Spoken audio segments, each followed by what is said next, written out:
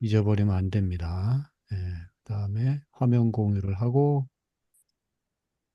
네, 잠깐 기도하겠습니다. 예, 하나님, 오늘도 저희들 바이블 12로 모였습니다. 성령님 저희와 지혜의 영으로 함께 해주시고, 하나님 말씀 앞에 또 하나님 사랑 앞에 더 한 발자국씩 다가서는 복된 시간으로 삼아 주옵소서. 언제나 저희들 느낍니다. 하나님의 말씀의 그 신비와 또 배우면 배우고 읽으면 읽을수록 어제와는 다른 또 다른 또 지혜와 또 다른 맛을 또 허락해 주시는 것을 느끼게 됩니다. 이러한 귀한 천국의 신비, 하나님 말씀 속에 있는 참으로 그 만난 것들 늘 느끼며 더 살아갈수록 더 깊이 풍성히 느끼며 살아가는 우리 모두가 될 수 있도록 이 시간을 축복하시고 함께하여 주옵소서. 아직 들어오지 못한 분들 어서 속히 들어오셔서 함께할 수 있도록 은총 베푸소서. 예수님 이름으로 기도드립니다. 네. 아멘. 예. 이거 화면에 지금 유대인 분파라고 보이시나요? 화면이 안 보여요. 내가 이게 화면 공유를 한 게 아니고, 아, 제가 그냥 올린 거라 이렇게 하면 안 되고, 화면 공유. 김미정 사모님 들어오셨고, 예, 화면 공유는 이렇게 해야 되는 거죠. 이제는 보이시죠? 네. 네. 네, 이렇게 해야 됩니다. 제가 아까는 잘못했어요. 그리고 화면을 좀 여기. 키워서, 박혜영 집사님, 네, 안녕하세요. 민경욱 집사님, 안녕하세요. 민경욱 집사님, 민경미 대표님. 멀리 계시네. 네, 북한에 계신가 봐. 예, 그래요. 자, 달려갑니다. 지난 시간에 여기 잠깐 말씀드렸죠, 그죠? 예, 유대인 분파 크게 에, 양기둥을 얘기하자면 바리새파와 사두개파. 이제 우리 신구약 중간 시대에 배우면서 그 역사의 흐름 속에서 바리새파가 등장하고 또 사두개파가 등장하고 그 둘 그룹 사이에 서로 권력 다툼 왔다 갔다 서로 이제 그런 와중에 이런 SNF파 같은 그룹들 또 거기서 또 나가서 열심당원들 민족의 독립을 위해서 총칼을 들어도 좋다라는 정도로 폭력 투쟁도 오케이 하는 그런 열심당원들도 생겨나고 이제 헤롯이 분봉왕으로서 로마의 지지를 얻어서 유대 땅을 다스리게 될 때 완전히 뭐 신앙 이런 거하고는 거의 상관없이 헤롯에 빌붙어서 그와 함께 진짜 친 로마 세력이죠. 예, 이런 그룹들이 하나 있고 그 다음에 이제 바리새파에 대부분 속해 있지만 또 사두개파에도 속해 있기도 한 이 서기관 그룹. 예, 그래서 예수님 당시에 성경에 우리가 읽어보면 예수님하고 가장 많이 부딪혔던 그러니까 예수님의 말씀 중에 가장 많이 질책을 받거나 뭐 이런 좀 등장하는 이제 그런 그룹들이 바리새파와 서기관들, 바리새인과 서기관들 질책을 제일 많이 하셨죠. 예. 그리고 이제 가끔씩 또 사두개인들 또 어, 관련이 되기도 하고. 예. 그다음에 이제 SNF파 그룹들은 예수님하고 직접 이렇게 관계는 없었지만 어, 이, 이 세례 요한이 예수님의 앞길을 예비했던 세례 요한이 아마도 SNF파 그룹의 그 한 요원이었을 거다. 이제 그런 얘기가 있고 그 다음에 이제 열심당은 예수님의 12제자 중에 시몬이라는 사람이 이제 소위 이렇게 품에다 칼을 품고 다니는 그런 어떤 독립 혁명을 위해서 민족의 독립을 위해서 칼도 쓸 수 있겠다는 그런 열심당원 중에 한 사람이 시몬이라는 사람이 그 시몬 베드로 할 때 그 시몬 말고 다른 시몬 그런 사람이 하나 있었다. 뭐 이제 그런 정도로 우리가 이 유대인 분파를 간단히 좀 설명드렸는데 오늘은 조금 더 상세하게 한번 들어가 봅니다. 바리새파 누가 한번 읽어봐 주실래요? 오늘도 제가 보기에는 우회가 지음이, 그 다음에 김혜경 집사님, 그 다음 박희영 집사님, 김미정 사모님, 홍혜정 사모님. 이런 식으로 한번 읽어봐 주시죠. 예. 분리자라는 뜻의 바리새파는 하시딤 경건한 사람들에서 유래한 것으로 아마도 다니엘은 하시딤의 전형적인 인물일 것이다. 이들은 의식상 부정을 가져올 만한 것, 즉 제사의 정결, 문제나 음식 먹는 법, 안식일 계명 등에 대해 특별한 주의를 하였다. 이들은 항상 소집단이었으며 헤로드 왕 시대에는 6천 명 정도가 되었다. 6천 명 정도 되었다. 이들은 율법의 용감한 수호자를 자임하며 헬레니즘을 막는 방파제 역할을 담당했다. 그들이 붙들고 있던 율법은 613개의 조항으로 되어 있는데 248개는 긍정적이며 365개는 부정적인 것이다. 이것에 다른 많은 명령들이 추가되었는데 이 원칙은 아무도 깨뜨릴 수 없었다. 안식일 조항만도 39개나 되었다. 네. 잘 읽어 주셨어요. 예.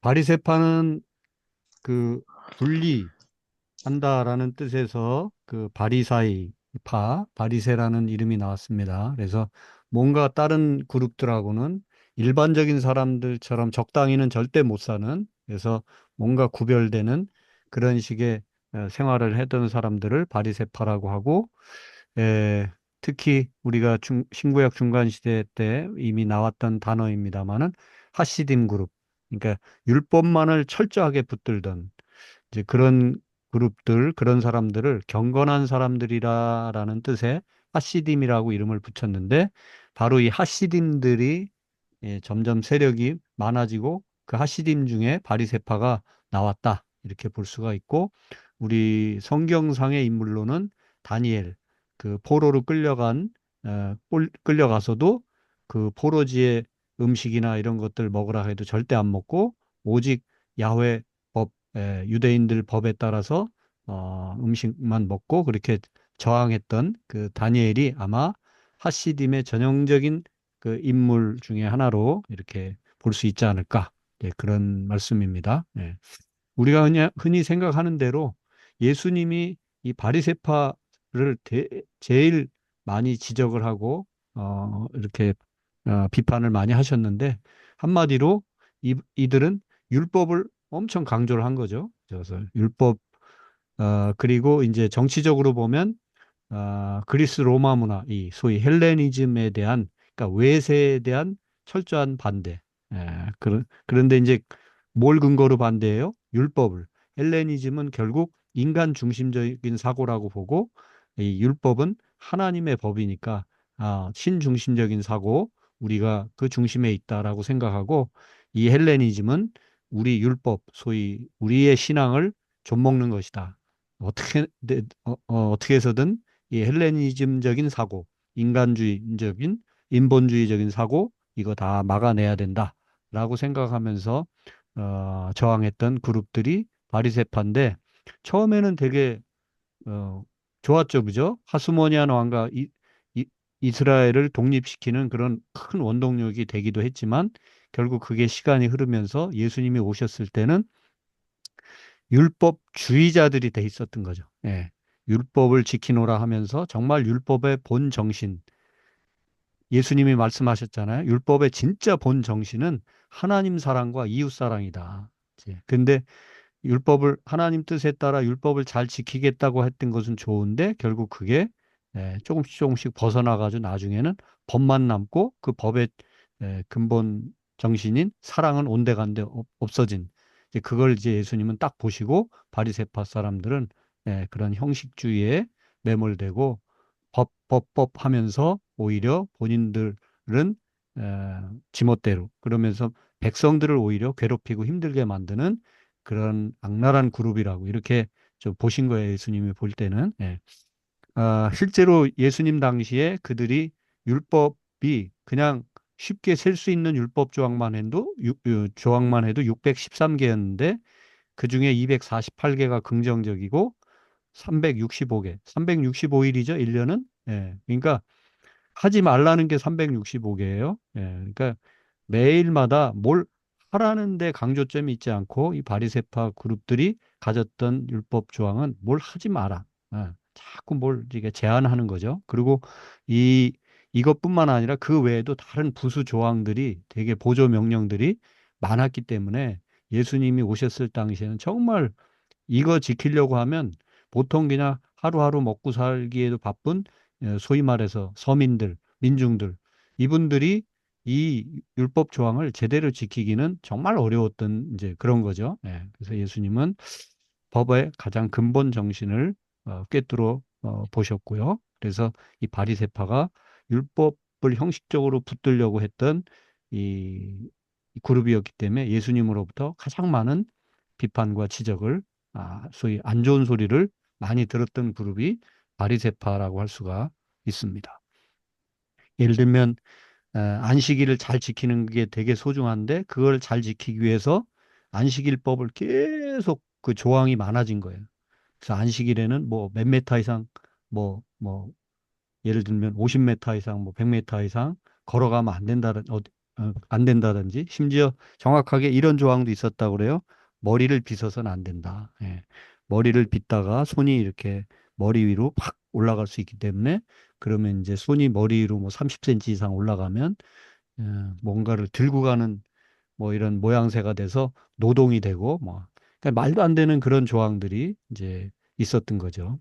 그래서 성경을 우리가 그래서 읽다 보면 너희들은 율법 조항 많이 만들어 놓고 만약에 어, 네 새끼가 네 짐승이 네가 키우던 짐승이 빠지면 안식일이라고 구해내지 않겠느냐 뭐 그런 말씀도 하시잖아요. 그래서 얼마나 이 바리새파 그룹들이 만들어 놓은 조항들이 되게 처음엔 좋은 의도인 것 같았지만 점점 사람들을 옥죄고 형식주의에 빠지게 만드는 그런 법 조항들이었는지를 예수님은 꿰뚫어 보시고 그걸 지적하신 겁니다. 바로 그 그룹 되게 경건하게 시작을 했지만 결국은 형식주의로 빠져들 수밖에 없었던 그룹. 이게 바리새파입니다. 예. 넘어가네. 예. 그다음 김혜경 집사님 사두개파. 네.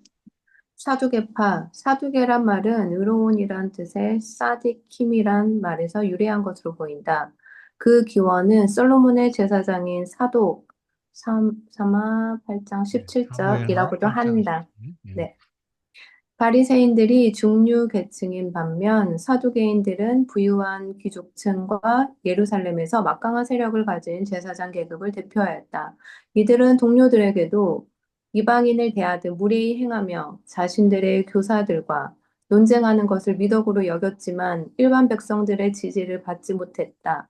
이들은 기록된 토라의 권위를 인정했으나 구전 율법의 권위는 인정치 않았다. 바리새파에게 율법이 신앙의 중심이라면 사두개파에게는 율법은 신앙의 왜곡이었다. 그들 가운데는 헬라의 영향을 받은 사람들이 많아서 유대인들의 미움의 대상이 되기도 했다. 네. 네, 사두개파, 이제 그냥 언어적 기원으로는 의롭다라는 뜻의 사디킴에서 왔다고 볼 수 있고요.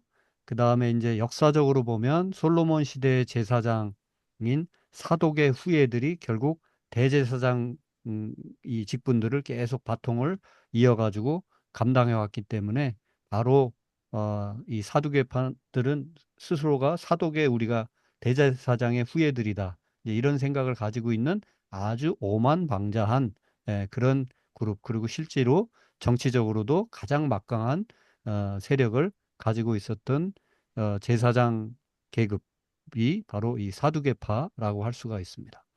똑똑한 사람들이고 또 소위 역사적으로도 조상들로부터 이제 어떤 뿌리를 분명히 가지고 있는 뭐 우리 한국으로 치면 진짜 우리는 양반 중에 양반이지 뭐 이제 이런 그룹들이라고 볼 수가 있습니다.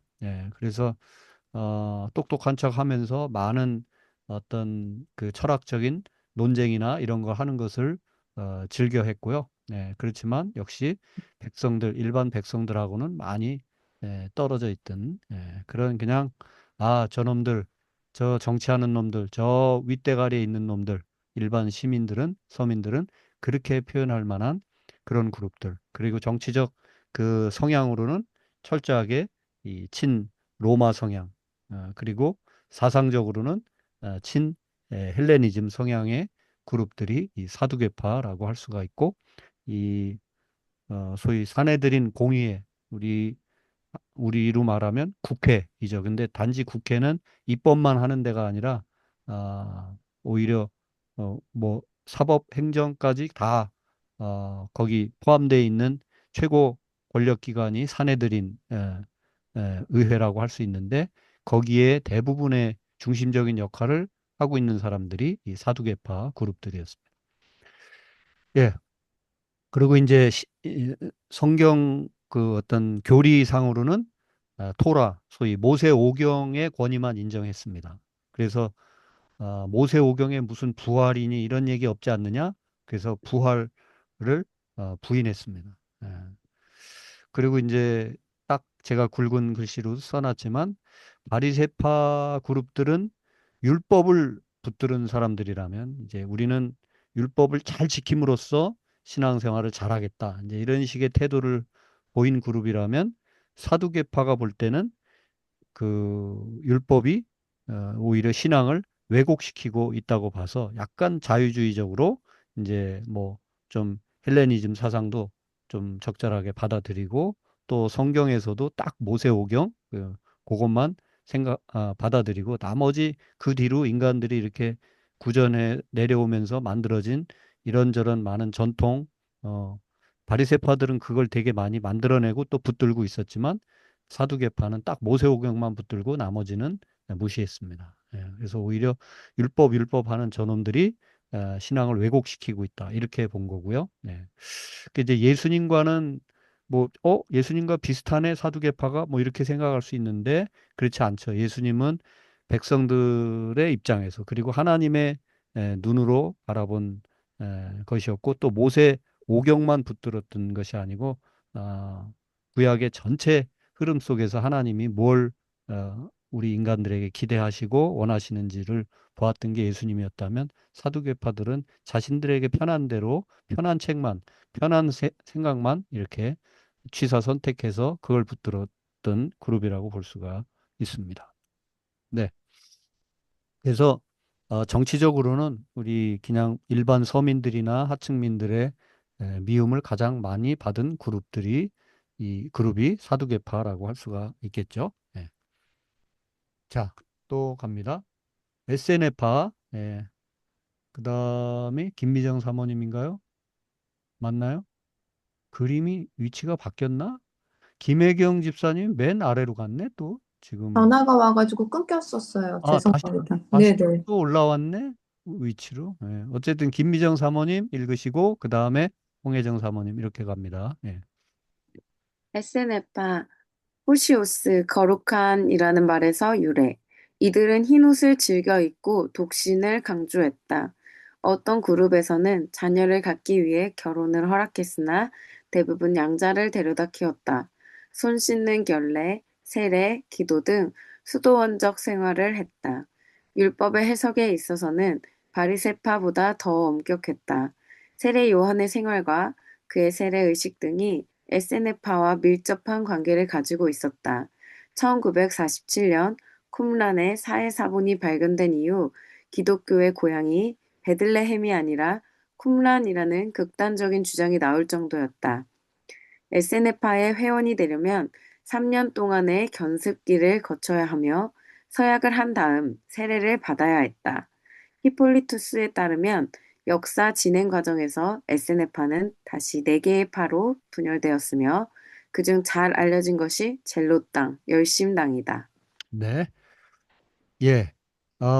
한마디로 말하면 SNF파는 그 하시딘 중에 하시딘, 경건한 사람들이라는 뜻의 이름이 하시딤이라고 그랬잖아요. 바로 거기서 바리새파가 이제 형성이 됐다, 이렇게 볼 수도 있는데, 그 바리새파 사람 중에도 바리새파. 그런데 그게 어디로 가냐면 결국 광야로 가는 거죠. 바리새파는 권력 중심에 이렇게 주로 이렇게 권력 구조 안에 주로 있으면서 율법을 지키자 이제 이런 거였다면 SNF파는 철저하게 율법을 지키기 위해서 더 이제 지독한 율법주의자들인데 다만 그것을 어떤 일상생활 일반적인 생활 구조 속에서 지키기 어렵다고 봤고 그래서 광야로 들판으로 나가서 그냥 독신 생활을 하거나 혹은 공동체 생활을 하면서 살아갔던 그런 그룹들이 SNF파라고 할 수가 있습니다.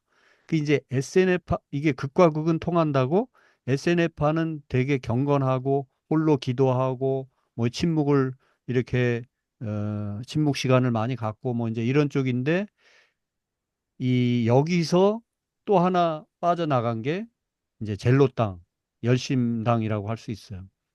그러니까 SNF파는 되게 약간 조용한 것 같잖아요. 그죠? 예, 홀로 있고 들판으로 가고 속세하고는 무관하게 이제 이런 쪽이었는데 오히려 거기서 그 그룹 중에 일부는 아니다.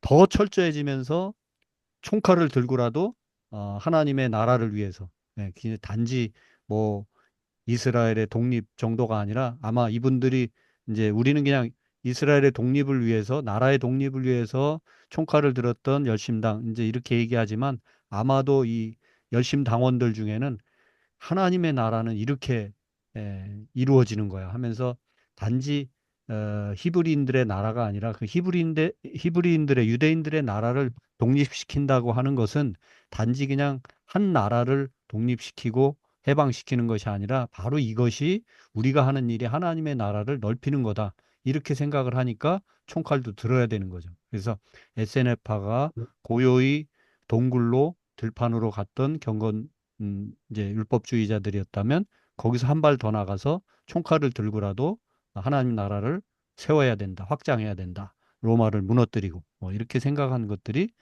그런 그룹이 이 열심당이라고 볼 수가 있습니다. 네, 그래서 SNF파는 SNA라는 이름이 호시오스라는 말, 전혀 근거가 아닌 것 같은데 호시오스, 오스, 히읗만 빼면 오시오스, SNA, SN 연결이 됩니다. 그래서 거룩한 그룹, 거룩한 사람들 뭐 이렇게 SNF파가 그 이름은 이제 어원을 보자면 그렇게 되겠고요. 독신 생활 또 그러니까 양자를 키운다든지 뭐 이런 것. 그다음에 이제 철저하게 너무 율법에 이제 철저하다 보니까 손 씻는 문제에서부터 세례와 기도 등 모든 게 수도원적인 생활을 한 그래서 광야나 들판 혹은 동굴 이런 데서 수도원적 생활을 했습니다. 네.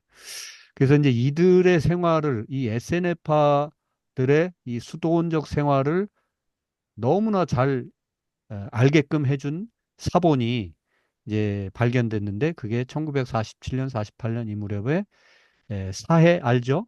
에, 갈릴리 갈릴리 바다에서 쭉 그 남쪽으로 흘러내려가는 강이 무슨 강이죠? 자, 맨 북쪽은 골란고원 있는 데서부터 쭉 물이 흘러서 갈릴리 바다에 흘러내리고 다시 남쪽으로 계속 흘러가는 강 요로 시작하는데 요단강. 배우 요단강입니다. 예. 요단강 타고 쭉 이제 내려가다 보면 이 소위 베들레헴, 예루살렘 이쪽 동쪽으로 붙어 있는 이 그 큰 바다, 사실은 호수죠. 예, 그게 있는데 소금기가 많다고 그래서 염해라고도 하고 네. 또 소금기가 많아서 물고기가 한 마리도 못 산다 해서 죽을 사자 사해라고도 하는 그 사해 주변에 쿰란이라는 동굴이 있었는데 이 쿰란 동굴에서 엄청난 사본들 무슨 사본? 아무 구약 성경에 많은 그 사본들이 발견이 된 거예요. 예. 근데 이 쿰란 사본이 이 사해 쿰란에서 사해 사본이 발견되기 전까지 모든 성경, 구약 성경은 기껏해야 AD 1000년, 그러니까, 뭐죠? 기원 후 10세기, 11세기, 정도까지밖에 못 거슬러 갔어요. 사본들이. 이제 사본 연구를 해보면. 그러니까 예수님 이후로 1000년 동안 어떻게 그 성경 기록이 어떻게 흘러왔는지 아무도 알 수가 없는 이제 그런 상황인데 간단히 얘기하면 그런데 사해 사본을 학자들이 연구를 해보니까 거의 예수님 돌아가시고 나서 뭐 얼마 안 되는 그러니까 쉽게 말하면 AD 예수님 당시나 뭐 그러니까 구약을 예수님 돌아가시기 전에 이미 구약이 형성돼 있잖아요. 그죠? 예수님 오시기 전에. 그러니까 예수님이 오실 그 무렵에서 돌아가실 무렵까지 하여간 이 주전 1세기부터 주후 1, 2세기 그 사이에 아마도 기록이 됐겠거니 학자들이 그 사본 이제 이 과학적인 연구를 해보니까 그렇게 엄청나게 1000년을 이제 앞질러 간 거예요. 1000년 전에 사본이 발견된 거예요. 주후 10세기, 11세기의 사본까지밖에 그전에는 없었는데 1947년에 발견된 사해 사본은 예수님 당시의 사본인 거예요. 근데 그게 신약이 아니고 구약 사본이에요. 그리고 이걸 연구를 해보니까 그때부터 1000년쯤 뒤에 기록된 소위 주후 1000년쯤에 기록된 마소라 사본이나 이런 것들하고 비교를 해보니까 1000년 전 사본이잖아요. 그런데도 거의 변함이 없어. 틀림이 없어. 1000년 그러니까 뭐죠? 주, 주후 1세기, 주후 1세기 사본이나 주후 11세기 사본이나 1000년간의 차이가 있는데도 비교를 해보니까 엄청 많이 비슷한 거예요. 예. 그리고 이제 여기 이제 우리 쿰란 에세네파 얘기하다 나왔는데 성경에 특히 이사야 사본 같은 경우는 거의 90 몇 프로 다 있어요. 이사야 뭐 1장부터 마지막 장까지 거의 다 있는. 근데 이제 그 발견된 사본 중에 성경 사본도 3분의 1, 그다음에 그들의 어떤 공식 문서 사본도 3분의 1, 그다음에 에, 그들이 공동체를 유지하기 위해서 어떤 만들어놨던 규칙이나 이런 규정집 이런 것들도 한 3분의 1 발견하고 그래서 그 규정집을 봄으로써 SNF파가 아 이게 세례 요한하고도 관계가 있고 결국 세례 요한을 통해서 예수님도 간접적으로 관계가 있을 수 있구나. 그 다음에 지금 얘기한 그들이 어떤 수도원적 생활을 어떤 방식으로 했는지 이런 자세한 내용들을 우리가 또 알게 된 겁니다. 네. 네. 이 사본 얘기를 하면 제가 한번 말씀드린 바 있지만 성경은 온통 다 사본들 뿐입니다. 원본이라는 게 없어요. 다 사본들인데 사본들을 비교하면서 원래 예수님 당시에, 원래 뭐 모세 당시에, 원래 이사야 당시에는 어, 하나님 말씀이 이렇게 기록되었을 것이다.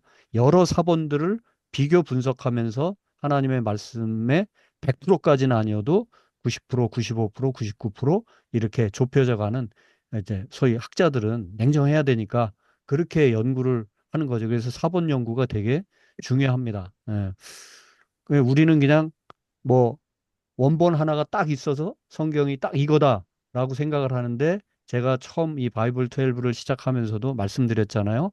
사건이 있고 어떤 전승 과정, 전달 과정이 있고 기록은 항상 사건이 있은 다음에 항상 나중에 기록이 된다. 예. 그렇기 때문에 기록도 또 한 사람만 딱 기록하는 게 아니라 여러 사람이 경험을 했는데 각자 공동체가 함께 경험했거나 혹은 각각 경험했거나 어쨌든 경험한 사람들이 많기 때문에 혹은 소문을 들은 사람이 많기 때문에 여러 사본들이 나올 수밖에 없는 거죠. 그리고 이제 시간은 또 수백 년, 수천 년 이렇게 흐르다 보면 나중에 이제 그 사본들을 놓고서 연구하는 사람들이 생기고 그래서 공통적인 부분들을 이렇게 모아 보니까 아, 예를 들면 수천 수만 개의 사본이 있는데 그래도 그걸 이렇게 모아 보면 어떻게 이렇게 에, 동일하게 거의 90% 이상 서로 같은 얘기를 여러 다른 사본들이 하고 있는가 이런 것들을 확인하면서 하나님의 말씀의 어떤 진정성, 성경의 진정성들을 더 확인할 수 있게 되었던 거죠. 예. 근데 어쨌든 이런 사본 연구에 있어서 사회 사본만큼 정말 결정적으로 이 20세기에 우리 신학계 그리고 이건 종교계뿐만 아니라 어떤 고고학계나 인류 역사에 있어서 사회사본의 발견은 엄청난 그런 어떤 충격 그리고 많은 영향을 가져다 준 그런 사건이라고 할 수 있어요. 네. 성경 연구가 아니더라도 우리가 뭐 어떤 시대 연구를 하려면 그죠? 뭐 지질이라든지 문서가 이게 언제쯤 쓰여졌는데 또 혹은 여러 시기에 쓰여진 문서들을 이렇게 서로 비교해 보면서 진짜 진실은 어디에 있는가 뭐 이런 거 연구할 수밖에 없잖아요. 그죠? 예. 그런데 그런 어떤 인간의 어떤 시대 연구에 있어서 엄청난 그런 도전 그리고 엄청난 영향을 가져다 준 그런 사건이 이 쿰란의 사회사본 발견이라고 할 수가 있습니다. 이 사회사본이 어느 동굴에 여러 개가 여러 동굴에 이게 다 이렇게 소위 숨겨져 있었는데 쉽게 말하면 그냥 목동 아주 뭐 그냥 바닥에서 일하는 목동이 우연히 발견하게 되고 아주 싼 값에 엿장수한테 소위 팔아 넘겼는데 나중에 이 엿장수의 엿장수가 보는 눈이 있었던 거죠. 엄청난 이게 보통 두루마리가 아니구나 해가지고 학계에 이제 던져지고 엄청난 연구가 이제 진행이 됐습니다. 사본 이야기를 잠깐 드렸어요. SNF파 얘기하면서. 예. 그다음 이런 그룹에서 이제 SNF파하고는 전혀 다른 그러나 사실은 SNF파에서 갈라져 나왔다고 볼 수 있는 이 혁명당원들 젤롯당원이라고도 하고 열심당이라고도 하는 홍혜정 사모님. 열심당은 악을 제거하기 위해서 무력 사용도 불사하였다. 열심당을 시카리 자객들이라고도 부르는데 그 이유는 옷 속에 단검을 숨겨가지고 다니다가 불만의 대상들을 불시에 찌르고 군중 속에 숨어버리기 때문이다. 그래서 교회사가 요세푸스는 마가복음 27장 38절에 나오는 예수님 옆에 달린 강도가 열심당원이었다고 말한다. 마태복음, 예, 죄송합니다. 또 네. 마가복음 15장 7절에 나오는 바라바도 열심당원이었다. 그들은 가이사에게 세금 바치는 것을 철저히 거부했으며 순교를 당하면서도 가이사를 주라고 부르기를 거부했다. 그들은 자기들의 신앙대로 하나님께 무조건 순종하며 로마에 대항하는 의로운 투쟁을 벌였다. 네. 예. 외로운 투쟁이죠. 예. 뭐 의로운 네. 투쟁이기도 하고 예.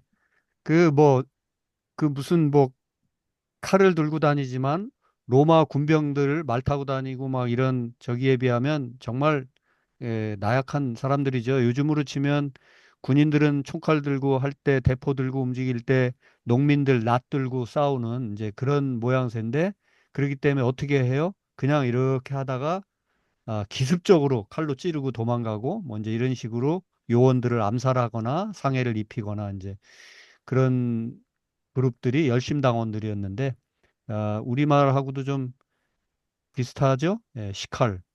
시칼이. 예. 그래서 이 칼이란 뜻인데 단검이란 뜻이에요.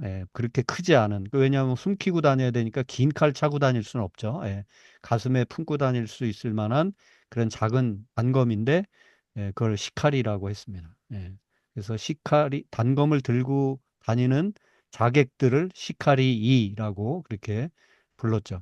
그래서 이런 그룹들 이제 다 이런 사람들은 아니겠지만 어쨌든 이런 그룹들 나라의 독립을 위해서 어떤 무력 투쟁도 불사하겠다 하는 이런 그룹들입니다.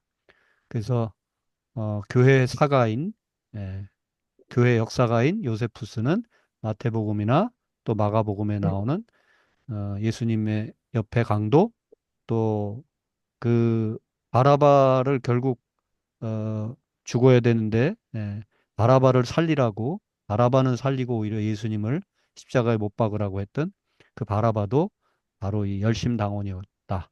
예. 옆에 달린 강도도 열심당원이었다. 이렇게 볼 수가 있습니다. 그 세금 바치는 거랑 관련해서 예수님이 그런 아주 참 지혜로운 말씀 하시잖아요. 예. 가이사의 것은 가이사에게 또 예? 하나님의 것은 하나님. 하나님의 것은 하나님에게.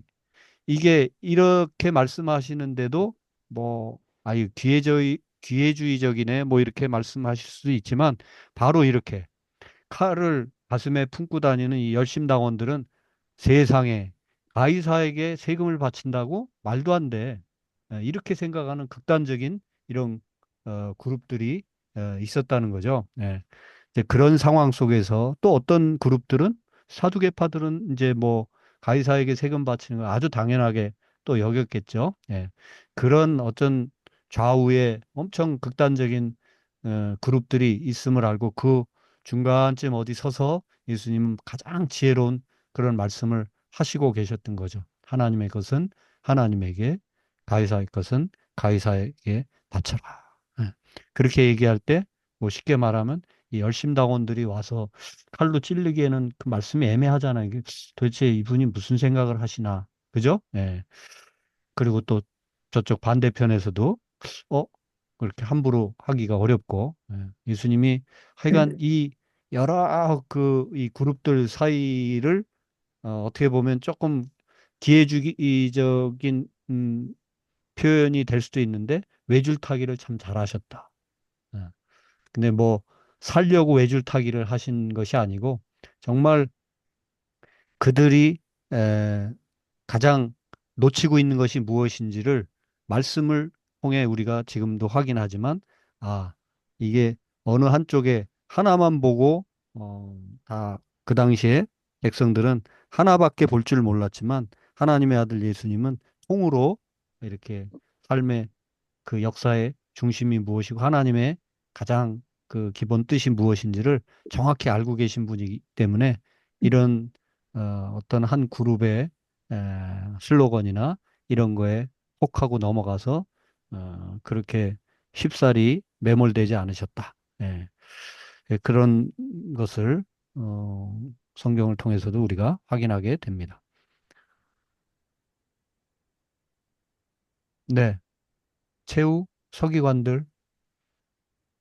서기관들 특정 종파에 속하지는 않았지만 바리새파가 주류를 이뤘었던 서기관들은 율법 연구의 전문가들로서 세 가지 기능을 담당하였다.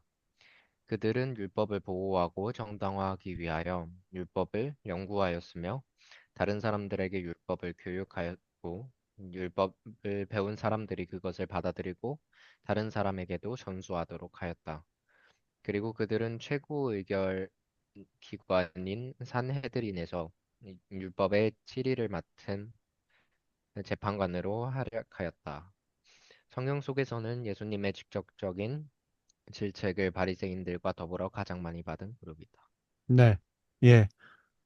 앞에서 말씀드린 대로 이 서기관들 뭐 특정한 어떤 그 당시에 대표적인 그룹이라고 말하기에는 이제 소수입니다만은 어쨌든 이 서기관들이 늘 예수님이 이렇게 질책하실 때 저 바리새인과 서기관들 뭐 이렇게 저놈들 저 친구들 조심하라 저들의 누룩을 조심하라 막 할 때 항상 바리새인과 서기관들 이렇게 붙어서 함께 질책을 많이 하신 그룹인데 이 서기관들은 쉽게 말하면 요즘으로 말하면 진짜 뭐 목사라고 할 수 있죠. 하나님의 말씀을 연구하고 하나님의 말씀을 교육시키고 하나님의 말씀을 또 전수하도록 하는 예? 세 가지 연구, 교육, 전수 여기에 힘쓰는 사람이고 그다음에 사내들인 소위 최고 이 의회에서도 재판관 역할을 하는 그런 아주 나름대로 그 힘이 있었던 그런 그룹인데 예수님이 보시기에는 쉬운 말로 나쁜 놈들이 많았던 거죠. 그냥 율법의 이름으로 공정한 재판이 이루어지지 못하거나 또 하나님의 본래 뜻하고는 너무 거리가 먼 그런 율법 정신을 강조하고 교육하고 했던 그런 그룹들이어서 예수님한테 많은 비판을 받았습니다. 네. 이런 거 보면 우리가 뭐, 성경 엄청나게 많이 에, 연구하고 똑똑하고 막, 신학 박박사라고 해가지고 하나님 앞에 온전히 서 있고 가까이 가 있느냐? 보장이 없다는 거예요. 오히려 신학에 정통하고 성경을 너무 잘하는 것 같은 그런 그룹들이 하나님의 뜻에서부터 가장 멀리 가 있고 예수님의 질책을 받을 수도 있다고 하는 거. 그게 뭐 옛날 얘기만이 아니라 오늘날의 또 현실이기도 합니다. 뭐 이런 말씀을 드릴 때는 뭐 누구를 얘기하기 전에 제가 가장 소위 내 스스로를 향해서 가장 어, 경계해야 될 그런 말씀.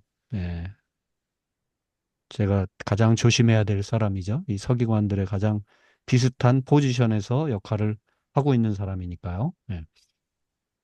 예, 이렇게 해서 예수님 당시에 그룹들 살펴보았고, 사내들인 중간중간 말씀드렸는데, 사내들인은 뭐 하는 데인가? 한번 마지막으로 정리를 하겠습니다. 지음이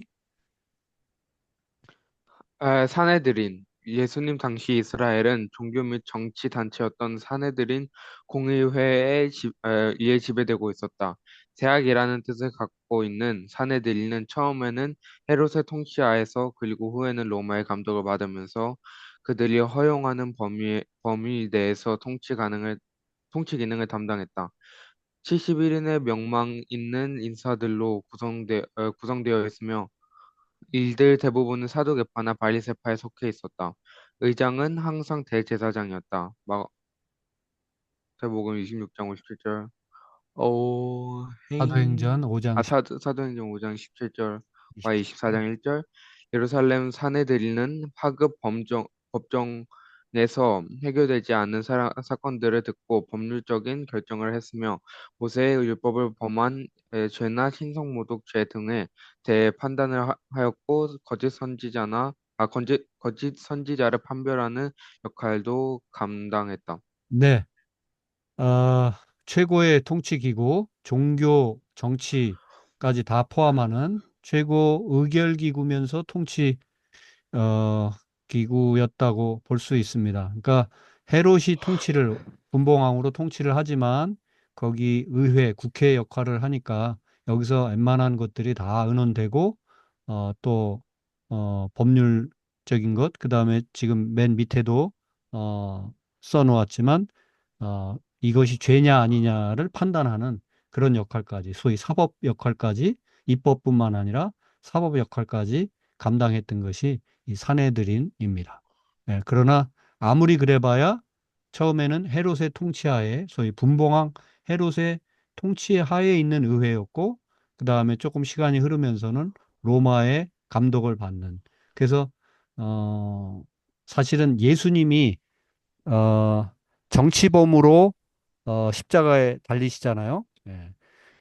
유대인의 왕, 그 죄목이 유대인의 왕이에요. 그러니까 소위 말하면 유대인들을 모아가지고 로마에 저항하려고 했던 소위 저항 세력, 그런 식으로 소위 요즘으로 치면 국가보안법 혹은 권력을 로마를 무너뜨리려고 하는 아주 그런 혁명 세력, 이런 그룹의 어떤 대장, 이런 식의 제목이 붙어서 유대인의 왕이라는 제목으로 십자가에 달리신 거예요.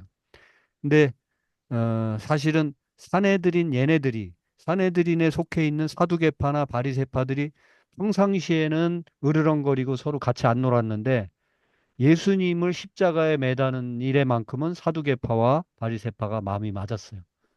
아유, 저 예수라는 자가 사두개파도 계속 건드리는 거죠. 사두개파도 심정이 좋지 않아. 아유, 저거 어떻게 없애버릴 수 있나. 이런 바리새파는 특히 더 계속 비판을 예수로부터 많이 받으니까. 그러니까 이제 두 그룹이 다 연합이 돼서 그럼 우리가 저 예수를 죽이자, 없애자.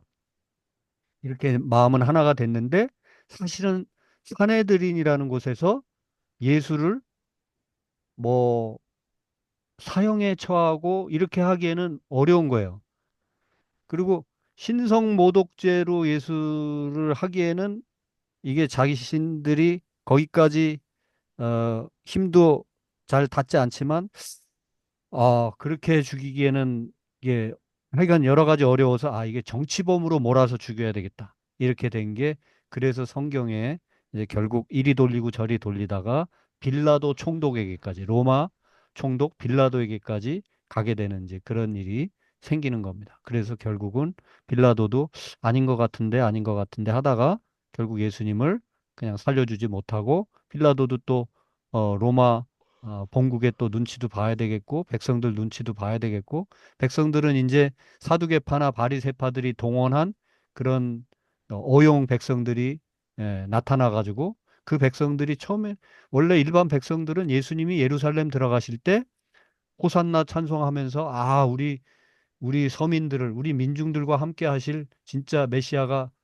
오시나 보다 해가지고 왜냐하면 어린 낙이 타고 막 하는데 되게 서민적이고 이분이 뭔가 이제 낙이 새끼 타고 올라가시지만 딱 이제 핵심부에 들어가시면 진짜 엄청난 총칼을 휘두르실 건가 이렇게 생각을 했는데 막상 예수님이 감옥에 갇히시고 빌라도 앞에서 그냥 뭐 허무하게 이렇게 재판 받으시고 이러면서 마음이 바뀐 백성들도 있지만 아마 그 백성들 중에는 사두개파나 바리새파 이 성경에 나오는 얘기는 아닙니다만은 제가 이제 역사적으로나 또 어떤 성경을 읽으면서 이렇게 어, 우리가 충분히 상상해 볼 수 있는 합리적 추측, 이제 거기에 해당하는데 결국 많은 그룹들이, 많은 백성들이 돌아서기도 했고, 그 다음에 일부 백성들은 사두개파나 바리새파, 성경에 분명히 있어요. 사람들을 동원했다는 그런 표현이 분명히 있습니다.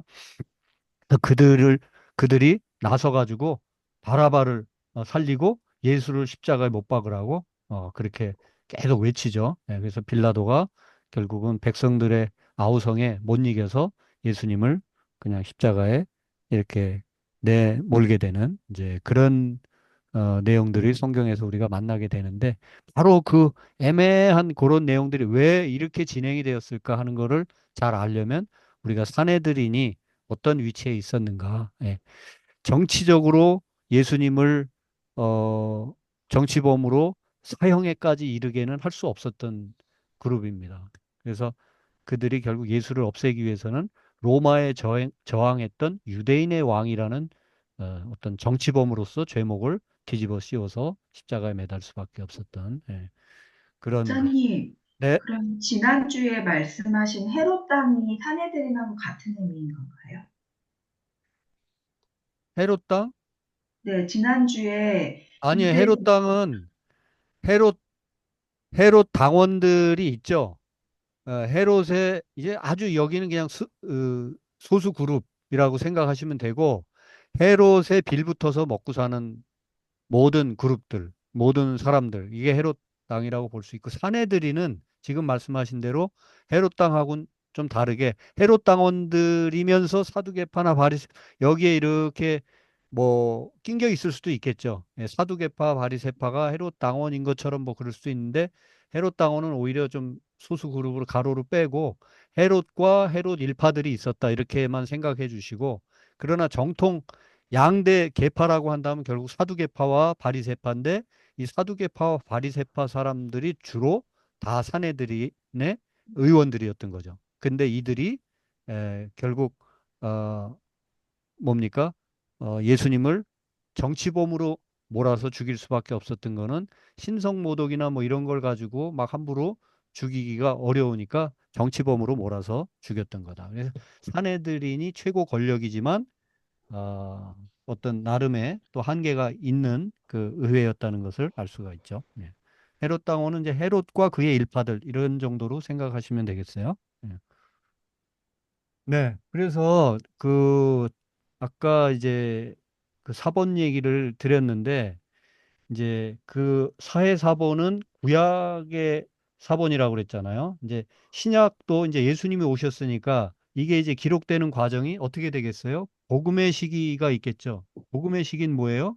예수님이 오시고 죽으시기까지 그리고 다시 부활하신 거기까지 예수님이 이 땅에 살아계신 그 시간 그래서 제자들을 키우고 많은 백성들을 만나고 뭐 이제 이런 소위 복음의 시기는 예수님의 생애 시기.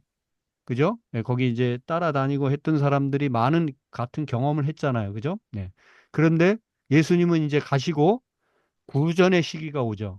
예수님에 대한 기억이 남아 있는 거예요. 그죠? 이제 제자들이 남았고, 그리고 제자들 말고도 따라다녔던 무리들이 있었고, 예를 들면 뭐 오병이어 사건이 있었으면 그 들판에서 떡을 받아 먹고 오병이어의 은총을 누렸던 그 무리들이 또 있었을 거 아니에요. 그리고 그 무리들이 뭔가 계속 이야기를 했겠죠. 전승들이 흘러갔겠죠. 예. 그래서 구전의 시기가 몇십 년 동안 있었을 것이고 그러다가 마침내 기록하는 시기가 왔겠죠. 그죠? 예. 그래서 이 모든 것이 사실은 이렇게 어떤 사건이 있고 그 다음에 그 사건에 대한 어떤 여러 가지 구전과 전승이 있고 그리고 마침내 기록이 된다. 예. 이 과정이 반드시 있습니다. 요즘같이 엄청나게 미디어가 발전한 그런 때조차도 우리가 어디 다닐 때마다 매번 정확한 기록을 남기기 어렵잖아요. 예. 그래서 우리는 기록하기 위해서 막 사진도 찍고 뭐 녹음도 하고 막 이렇게 해도 나중에 그 사진이나 녹음된 것을 서로 확인해 보면서 소위 구전 그리고 정확한 기록에까지 이르게 되겠죠.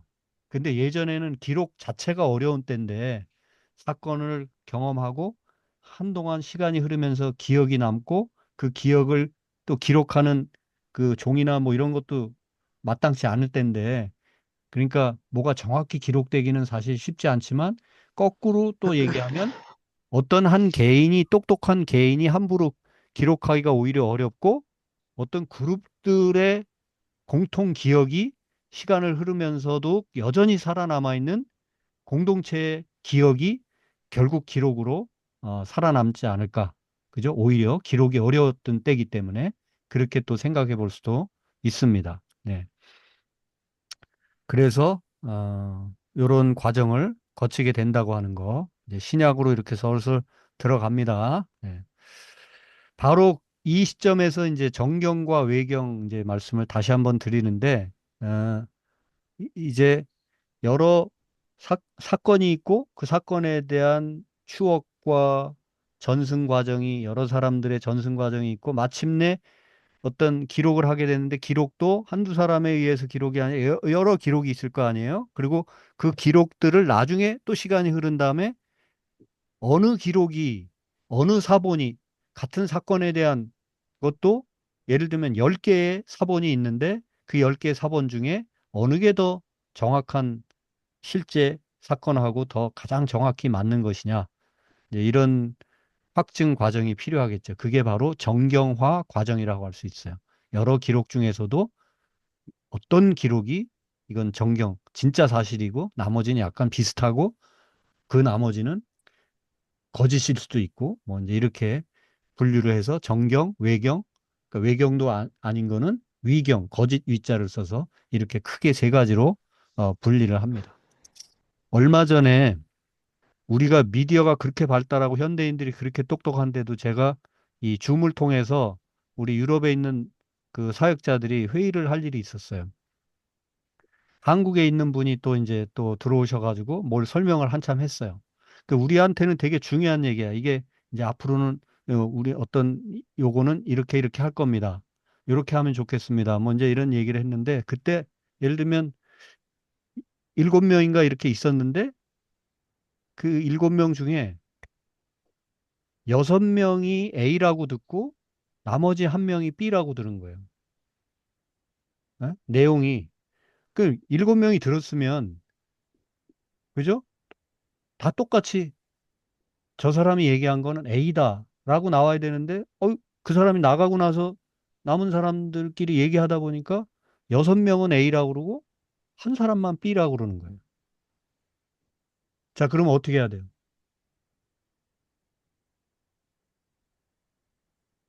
어떻게 해야 됩니까? 그 사람 다시 들어오라고 그래가지고 당신이 뭐라고 그랬는지 우리가 이렇게 지금 의견이 엇갈리는데, 어? 다시 얘기해봐라. 그래가지고 다시 얘기를 해보니까 6명이 A라고 생각하고 1명이 B라고 생각했는데 그 사람이 얘기한 게 A가 아니고 B였던 거예요. 한 명만 제대로 들었고 나머지 6명이 잘못 꼭 반대로 들은 거예요. 이제 여기서 스쳐 지나가는 잠깐의 자기 자랑, 그 혼자만 정확히 들은 사람이 접니다. 자, 깜짝 자기 자랑하려는 게 아니라 이렇게 지금 뭐 너무나도 멀쩡하고 지금 뭐 이런 사람들이 앉아서 다 이제 뭐 늙은 사람 거기 뭐 귀가 먹어가지고 잘못 듣고 그런 사람 아니 다 제대로 들을 줄 아는 사람들인데도 그렇게 에, 쉽지 않아요. 예. 그게 뭐가 제대로 사건이 벌어지고 그 사건이 제대로 전승이 돼서 기록으로 남아진다는 게 매우 어렵다라는 것을 확인할 수가 있고요. 예. 그래서 이제 결국 교회 이 성경 이야기를 이제 하다 보면은 어, 얼마나 많은 그 사본들이 있는데 그 사본들이 혼자만 불쑥 서가지고 제가 제 자랑을 하려는 게 아니라 저만 들었다라고 한다면 검증이 안 되잖아요. 그죠? 저만 들었으면 그냥 제가 A라고 말하든 B라고 말하든 C라고 말하든 그냥 듣는 사람은 그런가 보다 그래야 되는데 우리가 성경이 진짜 성경인 이유는 하늘에서 뚝 떨어진 한 권, 원본, 이거야, 이것이 성경이야. 이렇게 나온 것이 아니고 수많은 사본들이 있는데 그 사본들을 서로 교차 대조 이렇게 해보니까 어? 공통되는 이렇게 기억들, 공통으로 고백되는 그런 내용들이 있더라는 거죠. 예. 그래서 성경이 위대한 거예요. 예. 그냥 어떤 똑똑한 한 사람에 의해서 내 기억은 이래. 내가 맞아. 내가 받은 거야. 하나님으로부터 딱 계시로 받은 거야 하고 딱 제시하고 그것에 무조건 많은 이들이 아멘 하는 이런 독재적인 권력 구조에서 나온 책이 아니고 수많은 사람들의 기억과 시간 속에 수많은 사본들이 있었는데 그 사본들을 교차 연구해봐도 역시 같은 메시지로 하나님은 사랑하시고 하나님의 아들이신 예수님. 예수님에 대해서도 그래서 여러 스펙트럼이 있죠. 근데 어쨌든 많은 스펙트럼이 있어도 그 중심을 꿰뚫는 하나님의 아들, 또 인자, 한, 그 다음에 세리와 죄인들의 친구, 뭐 기타 등등 예수님의 여러 별명들이 있잖아요. 그런 것들이 여러 사본들을 통해서 공통적으로 고백되고 있는 것. 예. 그래서 이제 성경이 정말 그 대단한 것이죠. 예. 그래서 이 정경과 외경을 한번 보면 정경이라는 말은 칸나라는 헬라어에서 왔는데 갈대, 줄기. 옛날에는 갈대나 줄기로 자 역할을 했어요. 뭐 요즘에도 어디 그죠? 그냥 어, 이렇게 제가 강원도에서 군대 생활할 때 생각하면 뭐 자나 막대기 이런 거 들고 가기보단 대략 아 우리 손 한 뼘이 얼마 히브리인들이 제일 잘하던 거죠. 뭐 이쪽 팔뚝에서부터 어디까지는 얼마 이런 식으로 이제 팔뚝에서 손목까지 이걸 규빗이라고 했거든요. 이제 이런 식의 어떤 특정한 자가 있어야 될 거 아닙니까? 아니면 딱 하나를 내 팔뚝 길이 혹은 내 팔목에서 손목에서 이 어디죠? 팔뚝까지 가는 그 길이에 해당하는 나무 하나만 들고 다니면 혹은 그걸로 이렇게 재면 되잖아요. 계속 이렇게 우리 어린 시절에 자치기 할 때 한 자, 두 자, 세 자, 네 자 이렇게 재듯이 딱 30cm 자 하나만 딱 있으면 그걸로 10번 재면 3m가 되는 거고 그렇듯이 자가 딱 규정에 들어가는 자가 있으면 측량하는데 어려움이 없었죠. 예. 그래서 측량의 기준 되는 막대기 이게 이제 칸나라는 뜻이고 거기서 온 단어가 캐논입니다. 예. 그래서 기준 이것이 바로 말씀 중에 말씀이야. 이런 거죠. 예. 그래서 이제 그 기준에 해당하는 진짜 이것이 여러 사본이 있지만 이것이야말로 하나님의 말씀이야 라고 교회가 여러 기도와 연구와 시간의 흐름 속에 결국 우리 이제 지금 개신교가 가지고 있는 66권 정경, 캐논이 형성이 된 거죠. 구약은 이미 이제 형성이 어느 정도 돼 있었고 신약도 한참 이제 시간이 지난 뒤에 그 전승 과정과 기록 과정, 그 다음에 더 시간이 지나가면서 정경화 과정을 거쳐서 결국은 66권이 신약 27, 구약 39권, 신약 27권이 캐논으로 확정이 됩니다. 네. 그리고 이제 구약 이제 성경 39권의 구약, 이제 구약만 말씀드리면 39권의 구약 성경 외에도 많은 책들이 주전 2, 3세기부터 AD 100년, 주후 100년 사이에, 그러니까 이 한 300여 년 사이에 많이 기록되어 보급됐습니다. 이런 것들 중에 외경 혹은 위경이라고 불리는 것들이 있고, 다만 우리 가톨릭 쪽에서는 우리 7권을 더 추가해서 그러니까 외경 여러 개 외경 중에 7권 외경을 추가해서 그것까지도 다 정경이라고 그렇게 부릅니다. 나중에 추가됐다 해서 가톨릭에서는 제2경전이라고 그렇게 부릅니다.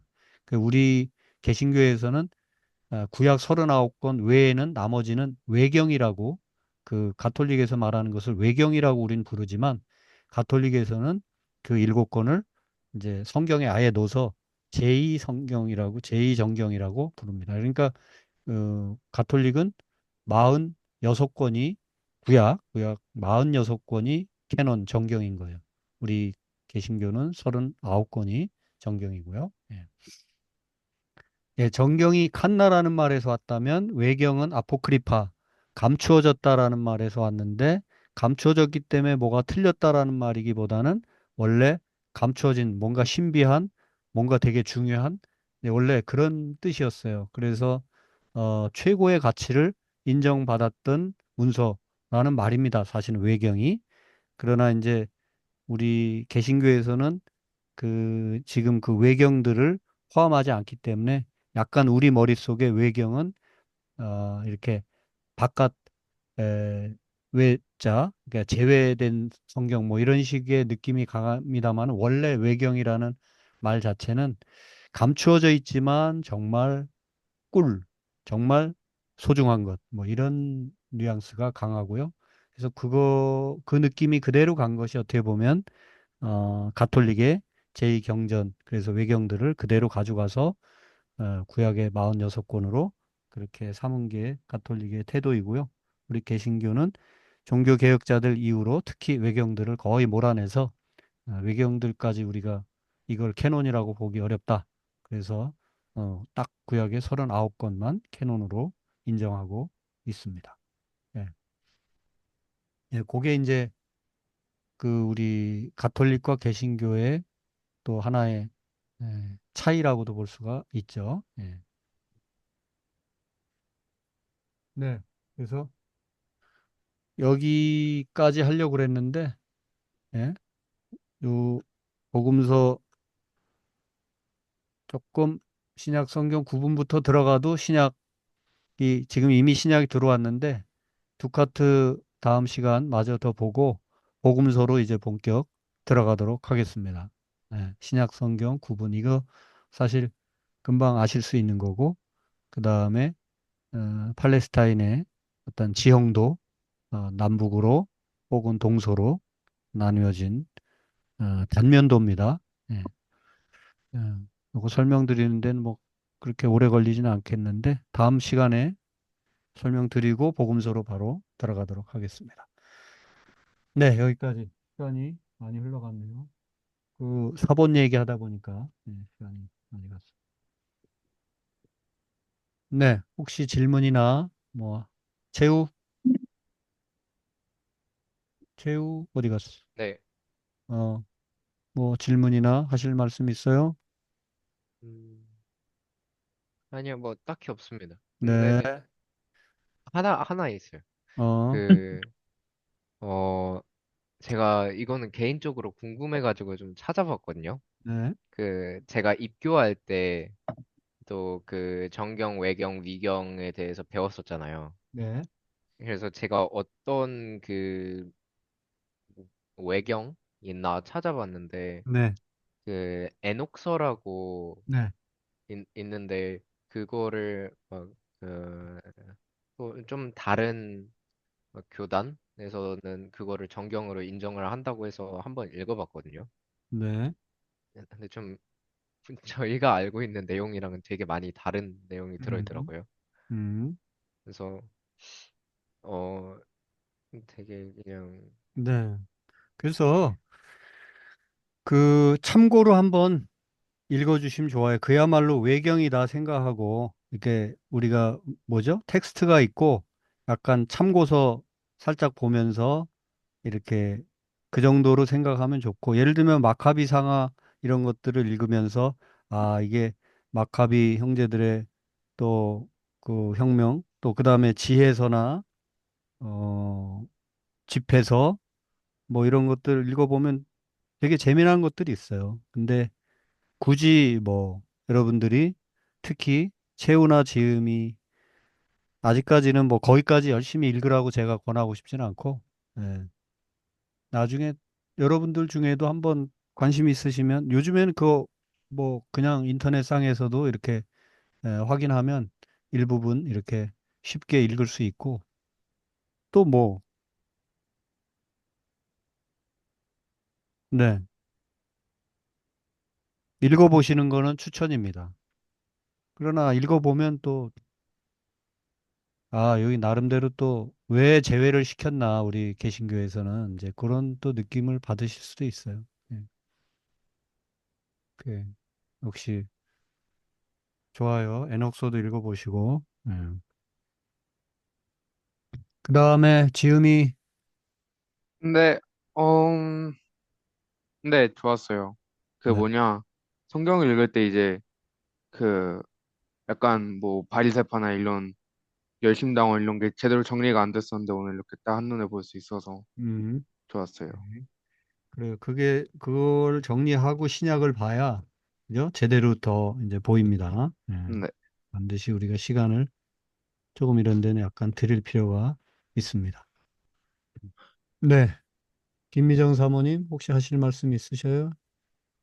어, 저도 마찬가지로 예수님께서 그리고 또 신약 성경에서 매번 등장하는 이 이름들의 어떤 유래와 또 어떤 사람들인지를 제대로 알게 되니까 네. 좀 성경을 이해하는 데 도움이 많이 될 것 같아요. 네, 그래요. 혹시 그 외에 다른 분들 말씀하시고 질문이나 하시고 싶은 말씀 있으면 하시고요. 없으시면 오늘은 누가 기도하실 차례인가? 제가 하겠습니다. 할렐루야. 이정도님 기도해 주시고 마칩니다. 네. 사랑의 하나님, 오늘도 저희가 바이블 12를 통해 하나님의 말씀을 더 깊이 알도록 배우는 자리에 서게 하시니 감사드립니다. 특별히 예수님 시대의 여러 유대인 분파를 살펴보며 그들이 경건의 모양은 가지고 있었으나 경건의 능력은 잃어버린 모습을 배우게 하셨습니다. 네.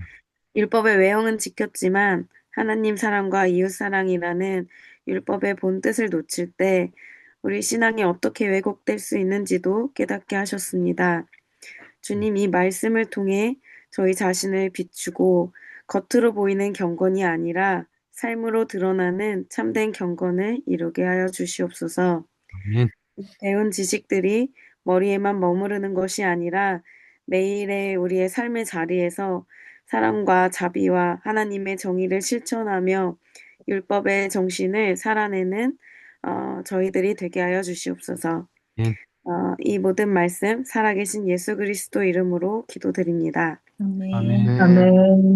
네. 예, 수고들 하셨고요. 제가 저 천기를 누설해야 될 것 같은데 어, 오늘 그 빛나라 식구들이 모였어요. 크리스마스 와이낙 대센 하자고 그래가지고 한 열 몇 분 정도 모여가지고 같이 이제 오찬을 나누었는데 그 자리에서 어르신들이 되게 어, 참 아름다운 어떤 결의를 하나 하셨는데 그게 뭐냐면 내년도에는 열심히들 성경을 읽으셔가지고 내년 한 해가 저물 무렵쯤에는 다 같이 모아서 십몇 독 이렇게 한꺼번에 또 성경 일독 신고를 같이 좀 하시자. 네. 어쨌든 뭐 그 사이에 뭐 이독, 삼독 하시는 분들은 하겠지만 어쨌든 최소한 다 일독들은 하셔가지고 연말에 빛나라 단체 이름으로 누구 해서 한 십몇 독은 우리가 12월쯤에 이렇게 등록을 신고를 합시다. 이제 그리고 다들 오케이를 하시고 이제 물론 이제 그 결심이 시, 실제화 되는지 안 되는지는 또 다른 얘기지만 어쨌든 연말에 어르신들이 모여서 이런저런 그냥 속된 말로 잡담이나 하다가 밥만 먹고 헤어질 수도 있었겠지만 그런 또 좋은 생각도 나누시고 네, 그런 일이 있었어요. 그래서 우리 여러분들 어쨌든 지금 우리 바이블 12가 이제 1년 가까이 진행되고 이제 곧 해가 넘어가게 될 터인데 연말 넘어가기 전에 일독을 신고하지 못한다 하더라도 신고하실 수 있으면 더 좋겠고 안 되면 지금이라도 다시 또 시동을 걸어서 성경 공부는 아직 우리 조금 더 해야 될 것 같아요. 그죠? 연말 성탄절 또 연말연시에 몇 주간 아마 쉬어야 될 수도 있을 것 같고 그러나 1월부터 다시 또 시작해서 신약을 마무리해야 됩니다. 그래서 조금 다부지게 마음을 잡수시고 일독을 우리 김혜경 집사님이 지난주에 일독 신고하셨고 나머지 분들도 한번 일독 신고하실 수 있도록 그렇게 한번 박차를 가해 보시면 좋겠습니다. 혹시라도 일독 해놓고도 지금 그냥 가슴속 숨기고 계시고 있는 그거 안 돼요. 그거 절대 하나님이 기뻐하시지 않아. 그냥 읽으셨으면 제게 꼭 말씀해 주시고 이렇게 또 교우들과 함께 은혜 나누고 독려하는 그런 과정이 됐으면 좋겠습니다. 우리 채우나 지음이도 공부하는 중에 바쁘지만 손 목사도 그 고2, 고3 때 성경을 열심히 읽었습니다. 고3 때도 일독 이상 했고 어쨌든 그렇게 하는 것이 우리가 신앙생활 하면 살아가는 데 있어서 정말 큰 자부심이고 힘이 되는 것 같아요. 그래서 한번 열심히 내보시기를 말씀드리면서 오늘 구테낙 인사를 드립니다. 예. 감사합니다. 감사합니다. 감사합니다. 안녕히 계세요. 감사합니다. 안녕히 계세요. 좋은 밤 되세요. 음.